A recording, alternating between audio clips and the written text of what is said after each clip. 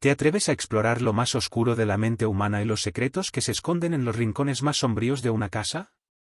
Hoy te traigo dos relatos que te pondrán los pelos de punta. En el primero, conocerás la historia de los Velasco y cómo una niñera puede convertirse en el pilar de una familia, o en algo mucho más siniestro. Y en el segundo relato, te adentrarás en una mansión maldita, donde nada es lo que parece y donde la oscuridad tiene vida propia. Si te gustan las historias de terror que te atrapan desde el primer momento, no olvides darle like y suscribirte para más contenido que te hará cuestionar lo que crees real. En lo más profundo de un bosque antiguo, donde los árboles se alzaban como gigantes oscuros y la niebla envolvía la tierra como un manto, se erguía la mansión de los Carvajal. Una construcción de piedra negra, olvidada por el tiempo, con ventanas siempre cerradas y puertas que crujían al más mínimo toque del viento. A esa casa, que parecía un fragmento arrancado de alguna pesadilla, llegó Mariana, una joven niñera, para cuidar a los dos hijos de la familia. Los padres, el señor y la señora Carvajal, eran figuras espectrales que se movían en las sombras de la mansión. Eran gente de pocas palabras, con rostros que parecían tallados en mármol, siempre serios y distantes. Sus miradas tenían una frialdad que ponía a Mariana en guardia, pero la necesidad había forzado su decisión. Era un trabajo bien pagado, y eso le bastaba. Los niños, Vicente y Clara, eran extraños a su manera. Siempre juntos, casi como si fueran una sola entidad, hablaban poco, y cuando lo hacían, sus voces eran susurros que se perdían en el aire espeso de la casa. Mariana se dio cuenta de que no jugaban como otros niños, sus ojos oscuros observaban, analizando cada rincón, cada movimiento. Se comportaban de manera extraña, como si supieran más de lo que correspondía a su edad. El primer día en la mansión, Mariana comenzó a escuchar rumores, susurros que parecían surgir de las paredes mismas. Voces apagadas que no tenían origen claro. Pensó que eran los niños jugando a engañarla, pero cuando los vio sentados juntos en el cuarto de juegos, inmóviles como estatuas, sintió un escalofrío recorrer su espalda. Las sombras en la casa se alargaban de manera antinatural, y las luces parpadeaban sin razón aparente.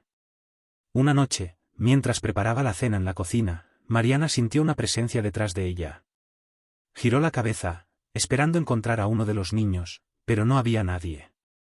Solo el frío y la penumbra del vasto pasillo. Sin embargo, el eco de una risa, baja y distorsionada, resonó a lo lejos, desvaneciéndose en la oscuridad.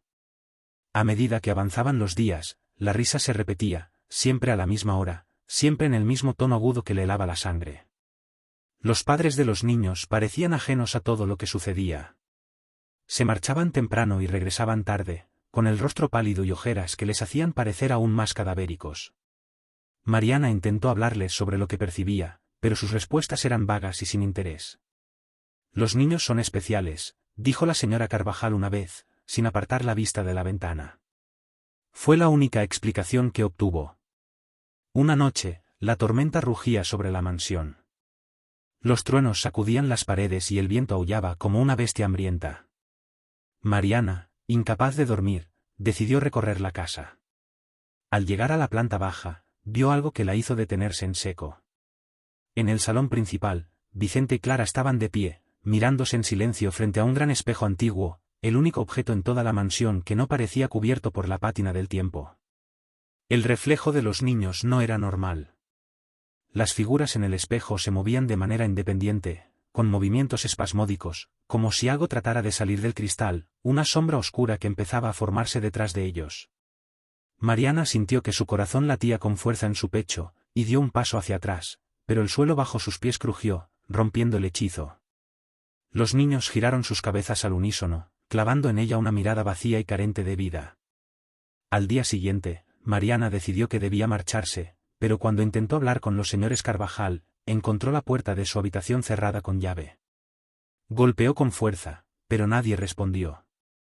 La casa parecía haber absorbido a sus dueños, dejándola sola con los niños. Desesperada, empacó sus cosas y se dirigió a la entrada principal, solo para encontrarla sellada. Ninguna de las puertas se abría, era como si la mansión misma la hubiera atrapado. Los días que siguieron fueron una espiral de terror creciente.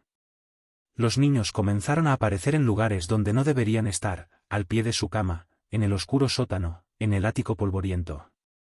No hacían ruido al moverse, solo estaban allí, observando, sus ojos vacíos clavados en ella. Mariana ya no sabía si estaba despierta o soñando, si lo que vivía era real o una pesadilla de la que no podía despertar. Finalmente, una noche, la verdad se reveló de manera cruel. Mariana, agotada y al borde de la locura, escuchó un llanto proveniente del espejo antiguo. Se acercó lentamente, incapaz de resistir la llamada, y cuando miró en su interior, vio no su reflejo, sino el de otra joven, una que había sido niñera antes que ella. La imagen reflejada tenía los ojos llenos de terror, y tras ella, las figuras de Vicente y Clara, pero no como niños, sino como sombras retorcidas y monstruosas. Mariana comprendió en ese instante que la casa estaba maldita. Que los niños no eran lo que parecían. Eran entidades atrapadas entre mundos, alimentándose del miedo y el sufrimiento de quienes caían en su trampa. Con un grito ahogado, intentó apartarse, pero sus pies estaban pegados al suelo, como si raíces invisibles la hubieran atrapado.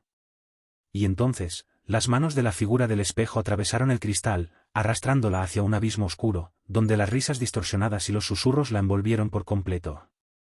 Días después, cuando la familia Carvajal recibió a la siguiente niñera, una joven con ojos llenos de esperanza y sin idea de lo que le esperaba, la mansión estaba tan silenciosa y opresiva como siempre. Los niños, Vicente y Clara, la recibieron con una sonrisa, mientras una nueva risa infantil resonaba suavemente en el aire, una risa que solo la casa podía escuchar, como una promesa de lo que estaba por venir. En una antigua casona al borde de un pequeño pueblo, donde los techos altos y las paredes desgastadas contaban historias de generaciones pasadas, vivía la familia Velasco. El padre, don Jaime, era un hombre serio, entregado a sus negocios, mientras que la madre, doña Beatriz, se ocupaba de las apariencias y la gestión de la casa.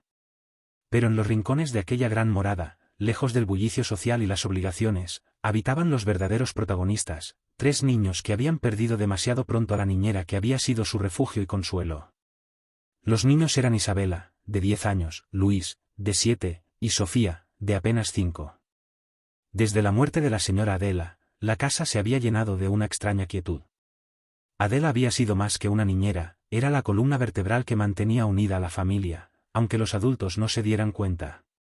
Su ausencia dejó un vacío profundo, un hueco que no se llenaba con los lujos ni con las atenciones superficiales de los padres. Doña Beatriz, preocupada por la reputación y el bienestar de sus hijos, contrató a una nueva niñera, la señora Teresa.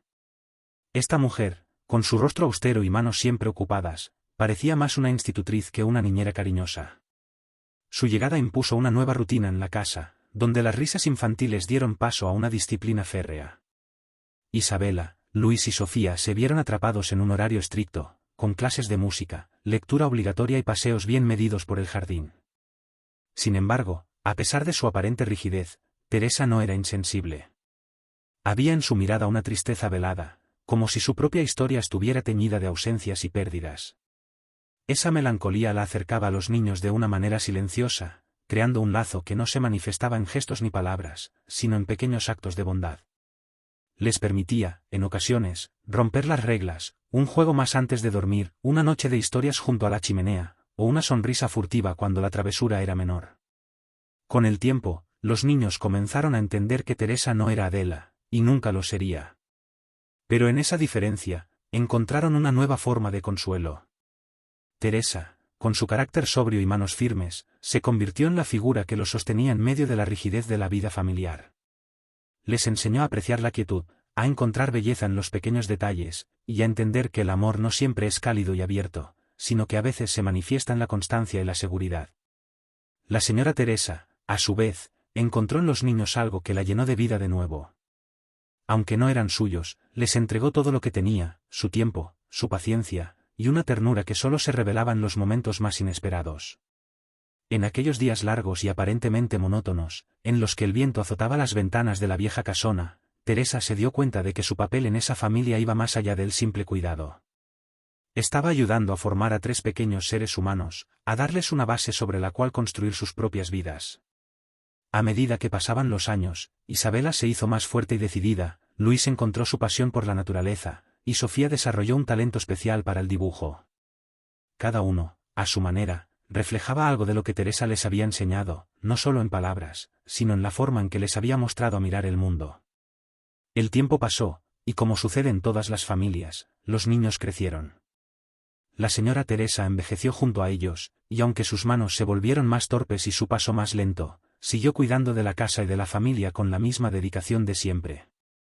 Cuando llegó el momento de despedirse, ya que la vida la llamaba de vuelta a su propio camino, los niños, ahora jóvenes adultos, sintieron que perdían a una segunda madre. La vieja casona al borde del pueblo siguió siendo testigo del paso del tiempo, con sus techos altos y paredes llenas de recuerdos. Los Velasco, aunque ya no eran niños, llevaban en sus corazones el legado de dos mujeres que, cada una a su manera, les habían enseñado las lecciones más importantes de la vida. Y en las noches silenciosas, cuando el viento susurraba entre los árboles, podían casi escuchar el eco de las palabras no dichas, de los gestos de amor que habían dado forma a sus vidas.